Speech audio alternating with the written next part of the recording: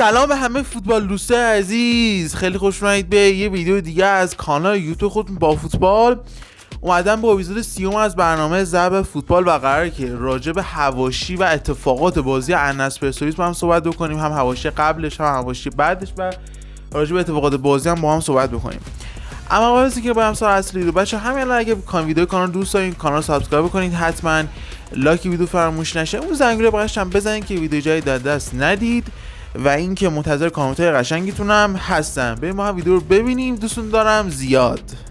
اما قبل از اینکه من سراغ اتفاقات بازی راجع به خود بازی صحبت بکنیم، میخوام که راجع به حواشی قبل از بازی و حضور رونالدو توی تهران و کلا حواشی رونالدو توی تهران ما صحبت کنیم و نظرمو بهتون بگم راجع به اون اتفاقات. و فقط یک کلمه میتونم بگم، اونم که طبیعیه بابا، طرف رونالدو با همین چند سال پیش بازیشو توی رئال و منچستر نگاه میکنیم، کیف میکنیم از اینکه طرف توی زمینه و ما میتونیم بازیشو تماشا بکنیم، چه برسه به اینکه طرف اومده باشه تهران توی کشور ما و بخواد با یکی از تیم‌های ما بازی بکنه دیگه. وا ویلاس میگه و مطمئنا جمعیت خیلی زیادی میره برای رونالدو. بین رونالدو خب به هر حال کسی که افتخارات خیلی زیادی داره، رکوردهای خیلی زیادی ثبت کرده و خیلی طرفدار داره، یعنی تو هر جای دنیا که بخواید برید واقعا طرفدار رونالدو خیلی زیادن و میگم چه برسه به اینکه بخواد بیاد کشورشون و از نزدیک بتونن ببیننشون، 100% این حد از جمعیت میره و واسه تماشا رونالدو. اما نکته‌ای که هست اینه که خب میتونست بهتر مدیریت بشه تو همین جای دنیا. یعنی میتونم الان واسهتون بگم که جای دیگه دنیا هم که رونالدو رفته همین حد از جمعیت، شاید هم حتی بیشتر بودن، ولی خب با کار خوب مسئولین اون کشورها مدیریت شده این اتفاق و خیلی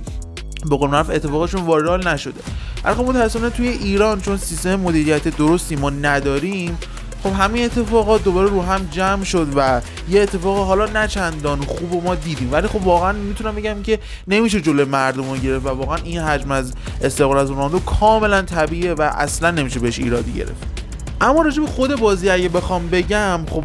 پرسپولیس کاملا موضع ترسش رو گرفت تو این بازی و با بازی حالا محتاطانه و نه چندان جسورانه خودش خب نتونست که کاری از پیش ببره و 2-0 بازی رو باخت. اینم بگم که واقعا چمن آزادی به شدت افتضاحه، یعنی واقعا اصلا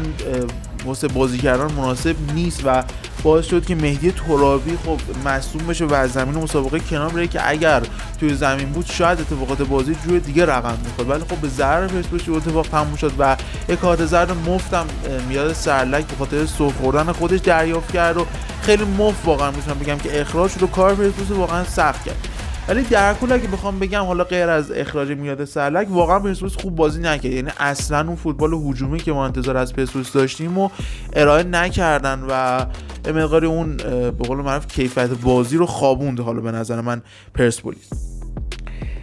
خود النصری هم خیلی اون فوتبال همیشگی خودشون بازی نکردن، همین چند وقت پیش و قبل از با الرائد بازی کردن و دیدیم که چقدر خوب تیم النصر هماهنگ بودن و بازی میکردن، ولی خب توی تهران حالا یه بخشش به خاطر احتمالاً چمن آزادی نتونستن که اونطور که باید به قول من فوتبال بازی بکنن و فقط روی سانتر از جناحین تمرکز میکردن که شاید یه اتفاقاتی بیفته و